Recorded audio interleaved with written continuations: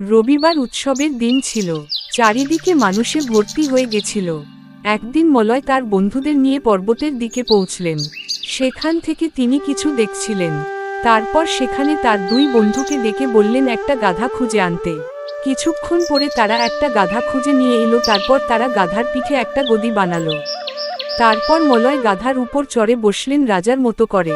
তারপর মলয় গাধার পিঠে চেপে মেলার যাওয়ার পথে চললেন। রাস্তায় যাবার সময় কিছু লোক মলয়কে গাধায় চেপে আসতে দেখে রাজা ভেবে তাকে সম্মান জানাবার জন্য তারা কিছু নতুন বস্ত্র আর ফুল ও গাছের পাতা রাস্তায় বিছিয়ে দিল। তারা ভেবেছিল যে মলয় তাদের সেই উদ্ধারকর্তা রাজা, তাই তারা চিৎকার করে বলতে লাগলো, জয় হো জয় হো। সেই সময় হঠাৎ সেই রাজ্যের রাজা এসে পৌঁছায় এবং রেগে গিয়ে বললেন, গোটা বিশ্ব ওকে অনুসরণ করছে। ভণ্ড রাজা, তুমি ওদের চুপ করতে বলো, না হলে তোমাকে বন্দি করে নিয়ে যাওয়া হবে। সেই সময় মলয় ভয় পেয়ে সবাইকে চুপ করতে বলেন এবং সেখান থেকে চলে যান।